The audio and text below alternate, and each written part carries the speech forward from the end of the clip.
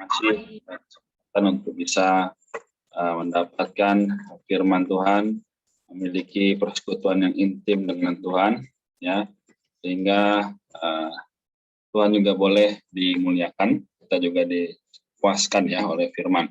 Oke, kita ada 7 orang ya. Oke, jadi semoga nanti ada yang gabung lagi bisa melanjutkan pembacaan, tapi kalau belum ada yang gabung ya kita tetap baca segini ya. Oke, kita lanjut dulu ya, kita doa lalu kita baca ayatnya. Nanti setelah itu seperti biasa kita sharing dan kalau ada yang mau tanya silakan ya. Amin. Mari kita berdoa. Tuhan Yesus, oh Tuhan kami terus menerus setiap hari berdoa, bersyukur atas hari yang baru, kesempatan yang baru Dikau berikan pada kami Tuhan. Dari pagi sampai malam ini, sungguh kami bersyukur atas kasih setiamu yang tak berkesudahan. Tuhan berkatilah pembacaan Alkitab kami, baik perjanjian lama secara pribadi, perjanjian baru bersama-sama maupun yang tidak bisa hadir juga bisa baca pribadi. Tuhan lalu ini semua kami percaya bahwa iman kami ditambahkan, juga segala berkat rohani dan jasmani Dikau akan berikan. Karena Dikau juga berkata, ya Tuhan, cari dahulu ke segala kebenaran dan firman Allah, bahkan kerajaannya, maka semuanya itu akan ditambahkan kepada kami. Terima kasih Tuhan, yang mengucap syukur kami berdoa. Haleluya. Amin. Oke, malam ya, Stephen, Ella, Maria, Niko, Lisa, Romiris. Semoga kita sama-sama dibangkitkan kembali. Oke, karena ayatnya cukup singkat ya, kita boleh baca satu orang satu ayat ya, nggak apa-apa. Jadi setelah itu kita baru sharing lagi ya. Jadi mengenai kelanjutan hidup gereja dan keadaan yang positif ya. Oke, ayat 32, kumpulan orang yang telah percaya itu sehati dan sejiwa, dan tidak seorang pun berkata bahwa sesuatu dari kepunyaannya adalah miliknya sendiri, tapi segala sesuatu adalah kepunyaan mereka bersama. Dengan kuasa yang besar, rasul-rasul memberi kesaksian tentang kebangkitan Tuhan Yesus dan mereka semua hidup dalam anugerah yang melimpah-limpah. Amin. Sebab tidak ada seorang pun yang berkekurangan di antara mereka, karena semua orang yang mempunyai tanah atau rumah menjual kepunyaannya itu, dan hasil penjualan itu mereka bawa. Dan mereka letakkan depan kaki rasul-rasul, lalu dibagi-bagikan kepada setiap orang sesuai dengan keperluannya. Demikian pula dengan Yusuf yang oleh rasul-rasul disebut Barnabas, artinya anak penghiburan, seorang Lewi kelahiran Siprus. Ia menjual ladang miliknya lalu membawa uangnya itu dan meletakkannya di depan kaki rasul-rasul.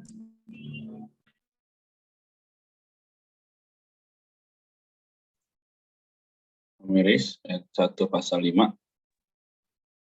B. Keadaan yang negatif ayat 1. Ada seorang laki-laki bernama Ananias. Ia bersama istrinya Sapira menjual sebidang tanah miliknya.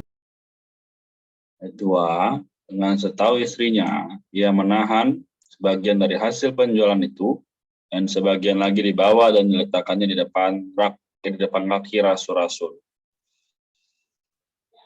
Tetapi Petrus berkata, Ananias, mengapa hatimu dikuasai iblis sehingga engkau mendustai Roh Kudus dan menahan sebagian dari hasil penjualan tanah itu?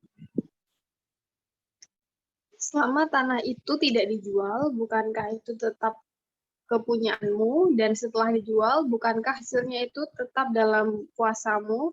Mengapa engkau merencanakan perbuatan itu di dalam hatimu? Engkau bukan mendustai manusia, tetapi mendustai Allah. Ketika mendengar perkataan itu, rebahlah Ananias dan meninggal dunia. Semua orang yang mendengar hal itu sangatlah ketakutan. Lalu datanglah beberapa orang muda, mereka mengafani mayat itu, mengusungnya keluar dan pergi menguburnya. Ayat ke-7, kira-kira 3 jam kemudian, masuklah istri Ananias, tetapi ia tidak tahu apa yang telah terjadi. 8. Kata Petrus kepadanya, katakanlah kepadaku, dengan harga sekiankah tanah itu kamu jual? Jawab perempuan itu, betul sekian. Kata Petrus, mengapa kamu berdua bersepakat untuk mencobai roh Tuhan? Lihatlah, orang-orang yang baru mengubur suamimu berdiri di depan pintu dan mereka akan mengusung engkau juga keluar. Amin. Lalu rebahlah perempuan itu seketika itu juga di depan kaki Petrus dan putuslah nyawanya. Ketika orang-orang muda itu masuk, mereka mendapati dia sudah meninggal, lalu mereka mengusungnya keluar dan menguburnya di samping suaminya. Seluruh jemaat dan semua orang yang mendengar hal itu menjadi sangat ketakutan. Amin. Oke, Tuhan terima kasih. Ya, teman-teman sekalian, kita bahas sedikit ya. Jadi ini saya akan berikan garis kuning dulu yang cukup penting ya. Ini nanti kita bahas di akhir ya. Nah, jadi dari ayat yang ke-32 ya kita sudah membaca tadi. Ini adalah lanjutan dari ayat 3 ayat sebelumnya ya, pasal 4 ayat 1 sampai 31. Kami bicarakan bagaimana ya Petrus bersaksi, ya juga permulaan ya bagaimana orang Kristen dianiaya dan tidak diakui ya, bahkan mereka diolok-olok ya, bahkan sampai dilarang ya. Tapi mereka terus memberitakan, mereka terus berdoa ya. Oleh karena itu Tuhan menambahkan ya, bahkan jumlah ya dikatakan lagi mereka berdoa ya, terus goyang tempatnya sehingga dipenuhi oleh Roh Kudus. Nah, hari ini kita semua juga boleh memiliki kesempatan yang demikian apabila kita sungguh-sungguh mengejar pertumbuhan rohani. Ya. Memang tidak mudah karena sekarang sangat sulit untuk mencari waktu yang tepat ya bagi kita masing-masing maupun bersama-sama berdoa, baca firman, karena begitu banyak tekanan, begitu banyak tuntutan yang harus kita kerjakan.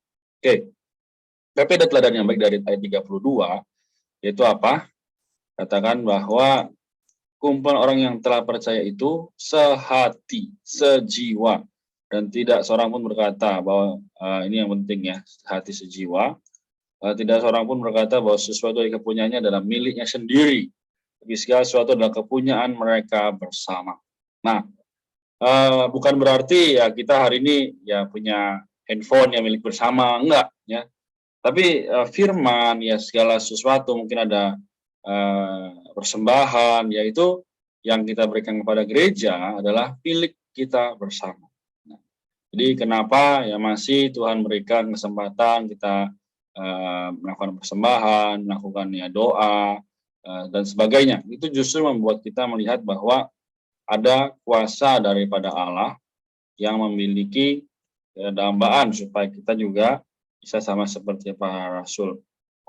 Ya, ini juga sangat baik ya.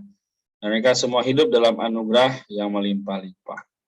Nah, jadi yang penting adalah bagaimana mereka semua itu hidup dalam anugerah. Anugerah ini bukan berarti barang fisik, ya, bukan berarti keperluan-keperluan yang kita inginkan ya, tapi justru adalah keperluan-keperluan yang Allah dambakan di dalam kita. Ya pasti, soalnya keinginan kita ini kadang ya nggak masuk akal ya. Ya seperti, oh aku mau punya, contoh ya, aku punya mobil baru, mau punya gadget terbaru ya terbagus ya. Ini semua keinginan daging ya. Nah maka yang dimaksud di sini adalah anugerah daripada Tuhan Yesus itu sendiri. Lalu ya kita lihat lagi bahwa mereka semua benar-benar hidup dalam bahagia, ya juga sukacita, damai sejahtera, karena semuanya adalah milik bersama. Ini contoh dari jemaat mula-mula. Oke, kemudian ada perbandingan terbalik dari pasal setelahnya, yaitu pasal 5 ya. Bagaimana keadaan itu begitu negatif. Ya. Jadi ada seorang bernama Ananias dan Safira ya, mereka menjual tanah miliknya. Nah, ini artinya apa? Ya mau, ya mereka sebenarnya ada hati untuk mempersembahkan kepada gereja atau jemaat ya. Tapi mereka bersekongkol untuk menahan ya. sebagian. Nah, padahal mereka sudah berjanji kan bahwa ya ini adalah milik Tuhan ya. Atau mereka sudah bilang ya bahwa ya ini setengah buat kita, setengah buat ya jemaat lah, buat umat yang memerlukan ya. Tapi mereka apa? Berdusta ya. Nah, maka melalui dusta ini Petrus mengetahui ya. Nah, jadi ya kita juga belajar, nah, terutama hari ini banyak perkara mungkin kita sudah berikan Tuhan 24 jam aku punya ya, misal 2 jam aku berikan pada Tuhan, tapi kenyataannya cuman misalnya ya cuman 10 menit dari 2 jam kita berikan pada Tuhan, sisanya untuk yang lain. Nah ini apa? Juga mendustai Roh Kudus. Nah kalau saat itu ya di saat ini ya masuk dalam penulisan Kisah Rasul ini, mereka atau Ananias dan Safira pada saat berdusta dan ketahuan, mereka apa? Putus nyawanya ya. Mereka meninggal di situ. Nah, jadi kita lihat ya bahwa ini juga adalah satu hal yang sangat menjadi peringatan bagi kita supaya hati-hati dalam berlaku, dalam bersikap bahkan terhadap firman Allah. Ya, kita sudah menjadi orang yang diselamatkan, kita memiliki kesempatan yang banyak ya untuk mencari Tuhan, tapi kita marah mencari yang lain. Nah, maka ini juga sangat tidak berkenan di hadapan Allah. Boleh kita memiliki ya kegiatan di luar ya, tapi harus setelah kita berkegiatan atau sebelum berkegiatan kita ada persekutuan yang intim dengan Tuhan sehingga penghidupan kita seimbang ya. Jadi kita utamakan Allah, ya, baru kita lakukan kegiatan yang adalah milik kita. Amin. Dan lalu ayat yang ke-10 ya, kita melihat bahwa ini teladan yang baik, orang-orang muda. Nah, semua di sini masih muda ya. Orang-orang muda, kita harus apa? Mengusung atau membawa keluar kematian. Ya. Jadi mungkin hari ini di dalam penghidupan ya kita dalam gereja mungkin ada banyak suasana yang lembam ya atau tidak bersemangat. Nah, kita tugasnya orang-orang muda. Kita harus membawa keluar, kita memuji Tuhan, kita bersorak-sorai, kita bersemangat ya sehingga banyak orang bisa mendapatkan apa itu makna dari kebangkitan Kristus. Ya, puji Tuhan. Ya, ini yang aku bisa bagi. Nanti kalau ada yang sudah tidak ada lagi, aku simpulkan ya. Puji Tuhan. Silakan bagi yang mau bertanya atau berbagi, boleh ya.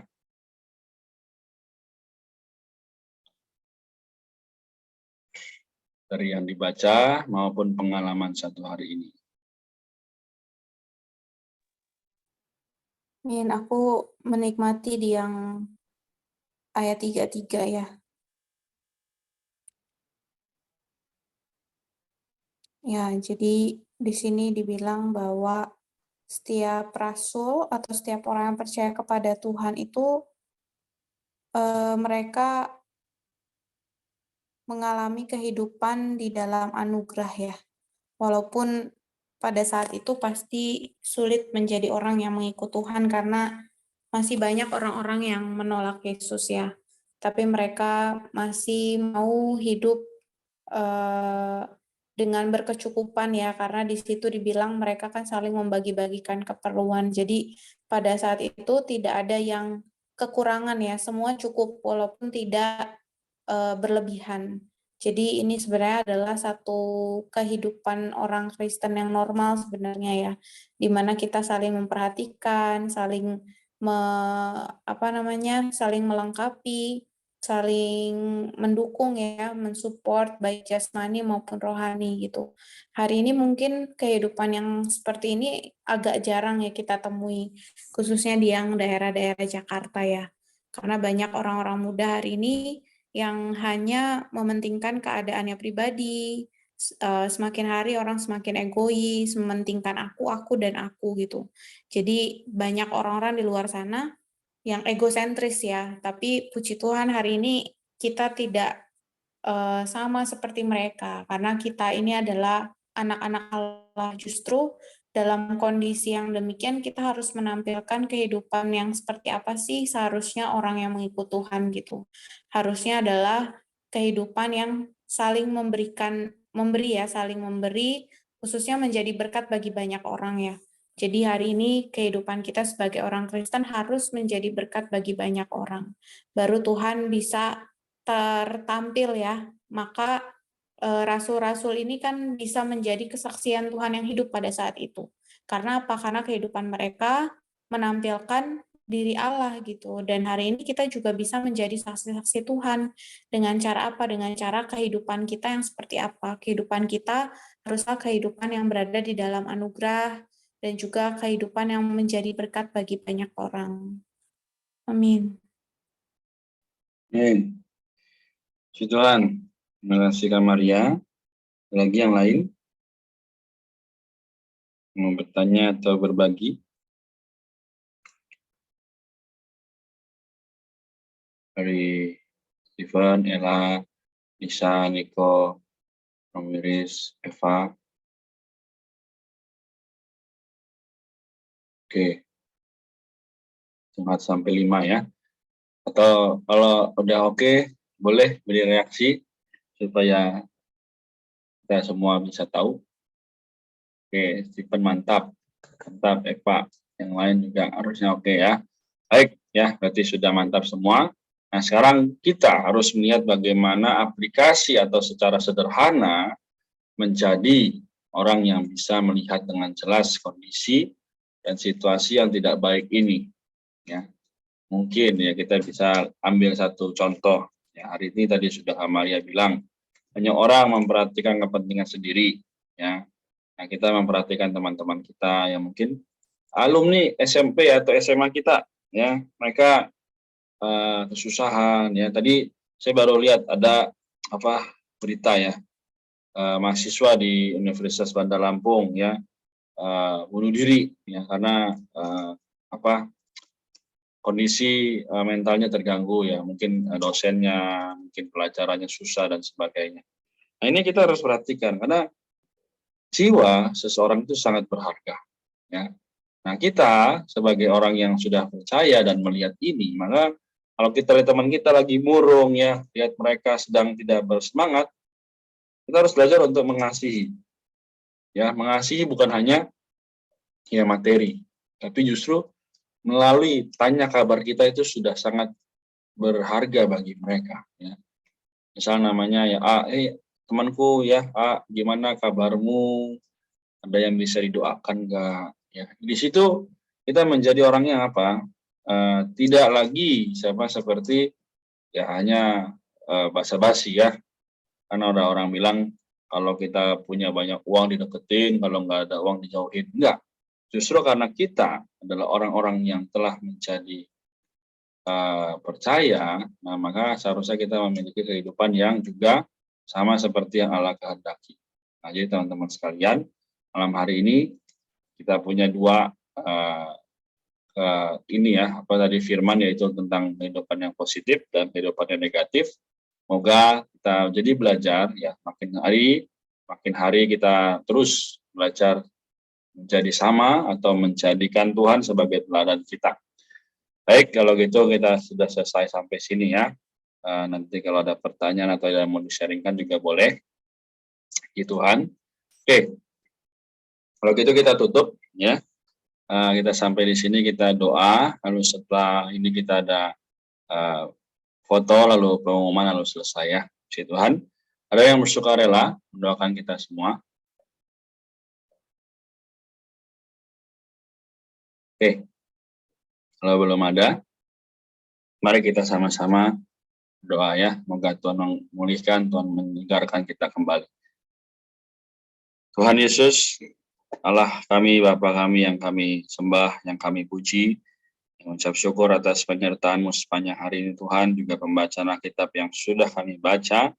Sambil memiliki Rasul ini kami juga belajar bagaimana lebih mengasihi-Mu, juga tidak mendustai Roh Kudus. Mendapatkanlah Steven, Ella, Niko, Lisa, Rumiris, Eva, Kak Maria, juga teman-teman yang belum bisa bergabung. Semoga diri-Mu sungguh menjadi Allah yang menggembalakan kami, membawa kami Tuhan lebih kepada pengenalan yang benar akan firman Tuhan. Tuhan Yesus, rahmati juga kehidupan kami terus hari demi hari, bahkan selama 1 tahun ini juga sampai Engkau datang. kami boleh semakin setia, semakin diubah, semakin disempurnakan, sama seperti yang Kau kehendaki.